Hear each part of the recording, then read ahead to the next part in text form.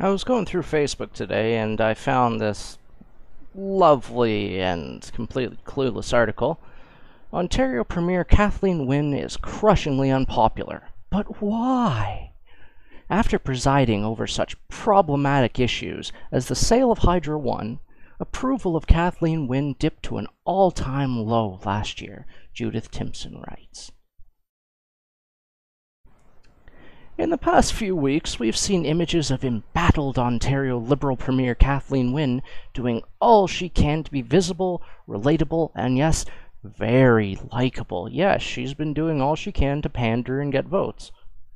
There she was, cutting a sharp figure on ice skates, a child in tow. Yeah, gotta kiss the baby heads. Turning 65 in May, Wynne may well be the most physically fit Ontario Premier in history. I'm calling bullshit on that. Here she is again, cooking up a storm at an Indian restaurant. "Are we cutting slices?" asks Wynne, the helpful sous chef. This bitch has probably never cooked for herself a day in her life. And my favorite Wynne appearance, already mocked on Twitter by one anti-Wynne presence as the Hydro Hustle, was her taking to the floor in a fitness dance class at a Toronto community centre to the tinny sounds of Despacito. I'm surprised she wasn't doing water aerobics at her age. Come to think of it, Justin Bieber's Duolingo— oh fuck, they didn't even use the real thing. Duolingo remix of the smash hit may hold a wishful mantra for Wynne. "Come on over in my direction, so thankful for that this is a blessing, yeah." Yeah, indeed. If Wynne's Liberal Party, a party that has been in power for the past 15 years with disastrous consequences, with Wynne at the helm for 5, and now all but written off by polls and pundits, managed to win the upcoming provincial election, it won't just be a blessing for her. It'll be the kind of miracle that will fascinate political nerds for years to come. Yes, because everyone is well aware she's going to get blown out of the goddamn water. How unpopular is Kathleene Wynne as Premier? Crushingly so. Good. Not just in the polls, but at the door, as people sound off to candidates about their dislike of her. Some of it is understandable. After presiding over such problematic issues as the sale of Hydro One, rising electricity costs, and indulging the teachers' unions, she dipped to an all-time approval low of 12% last year. She has consistently been under 20%. Yes, that is what happens when you fuck over your voters and give money to your elite friends. Now, after a lavish pre-election budget rollout, the summary is, here's more free shit, we'll pay for it later, and you'll get fucked later. Free daycare, making other investments in health, and having already instituted very popular measures, including free tuition for some post-secondary students, pharmacare, and the $14 minimum wage, set to rise to $15 if her government stays in power. That's bullshit. It's already part of the bill that it'll go up to 15 regardless next year. So you can fuck right off with that shit. Wynne's Liberals have climbed in some polls from dead in the water to maybe there's life yet. Yes, that's what happens when you spend as much money as humanly possible buying as many votes as humanly possible. If you're giving everyone up to 25 free drugs, if you're giving everyone free schooling, if you're giving everyone free daycare, if you're giving everyone a free fucking pony, yeah, idiots are gonna vote for you. With the volatile and controversial leader Doug Ford at the helm of Ontario's Progressive Conservatives, there's still time for an upheaval. I doubt it. I reckon Ford is maybe 5 wildly undisciplined moments away from having at least some swing voters rethink their voting intentions. God, I hope he doesn't fuck this up. Still, Wynne herself is universally depicted as almost fatally unpopular. Why is that? Gee, I fucking wonder. When she won the Liberal leadership in 2013, Wynne was seen as authentic and fresh, although leading a tired party. Yes, because the writing was already on the wall at that point. Then she won a surprise majority, making history as Ontario's first female premier. Her victory was celebrated and envied. Okay. The fact that she was also a lesbian seemed a non-issue. It was a non-issue. This is Canada. We're used to the whole LGBT thing. No one gave a fuck. She herself put it to her convention in 2013, saying confidently that Ontarians don't hold that prejudice in their hearts. It made her seem even more courageous and engaging. She literally just said it doesn't fucking matter. How is that courageous? In some ways, Wynne is still that person, that leader. But times have changed. They have gotten darker. The campaign will show us whether the current populist surge, fueled in part by anger and a narrowing tolerance for the other, personified in the U.S. by Donald Trump, and invigorated here by Doug Ford, has made Wynne's kind of openness and compassion a wussy and fiscal liability. Yeah, no one likes her because she's a pussy, and she panders. I'm curious, for example, why a government's active compassion for those in need is seen as a weakness and not a strength, because it's very clear that all she's doing is pandering and buying as many votes as fucking possible before she gets dunked on, and passing the bill to whoever's next.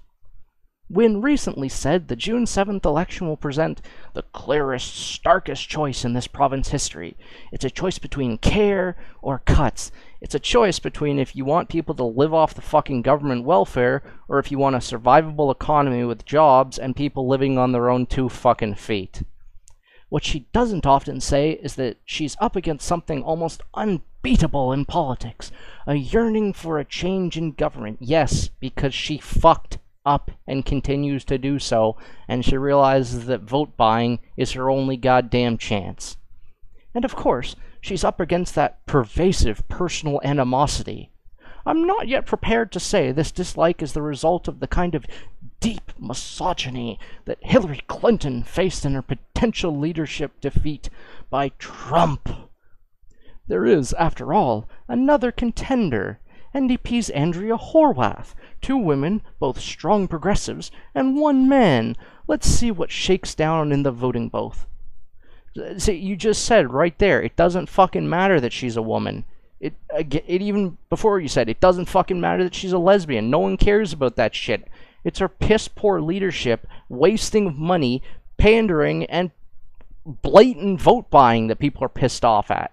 Their stupid minimum wage hike cost us about 30,000 jobs just in January. I haven't even checked the figures for what it is lately. In the meantime, despite those likable pre-campaign images of Wynne engaging with potential voters, pandering, she can't really afford to focus on whether or not she's popular, not, or likable, not, which are not exactly the same thing. People can like you, but not want you to lead them. Yes, no one does. They're tired of the bullshit. One thing that has come out of this populist scenario, for good or bad, is that voters crave authenticity. They are ready, like indescribably fearless, oh fuck off! Take your fucking Emma Goblinita and fuck off! One of Wynne's political strengths used to be that authenticity. In fact, the campaign ahead may be far less about likability and more about who seems more real and believable. Yeah, who's actually in it for the people and who's in it to buy votes to stay in power. Kathleene Wynne started off as a premier with enormous goodwill. No one even questioned her likability. Now she's in the political race of her life. Good thing she's a runner. Yeah, let's hope she doesn't have a heart attack and keel the fuck over. I mean, this whole thing is just one long, oh my god, why is my strong lesbian woman losing? How can she not be loved when she's giving everyone free shit? How can people not want to live off the government, have no jobs, and just expect the government to hand them everything? Oh my gosh, the populist Doug Ford might win. That means he's a racist bigot like Trump. Oh my gosh, Donald Trump is here in Canada. No, people are just tired of the bullshit.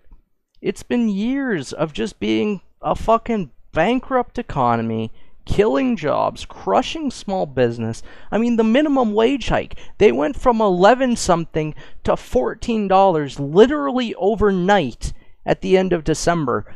So many small businesses closed because of that shit. No one can tank a 25% wage hike with no preparation. And it's going up another $1 next year, regardless of them being in office. That was part of the fucking bill, so fuck off with that bullshit.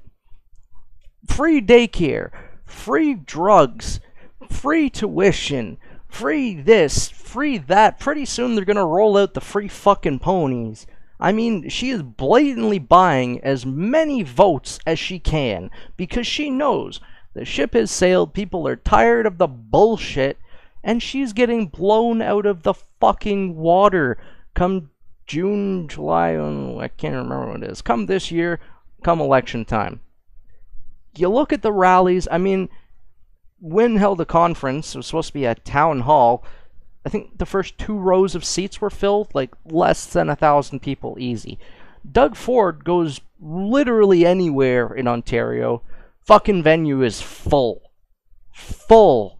You just have to look at the pictures to see what's going to happen. I mean, the Liberals thought they had this beautiful little, oh, we can do whatever we want. We'll just buy their votes back. We'll give the idiots what they want. We'll give them free ponies. And then they realize that no, people want jobs. People are tired of the fucking taxes. People are tired of getting fucked on their income. People are tired of the long dick of the Liberals fucking them in the ass. So hopefully Doug Ford comes in with a landslide, gets a majority government, doesn't have to deal with these liberal pissant pussies, and can just say, fuck you, Ontario's back. This is #media, signing off and voting Conservative.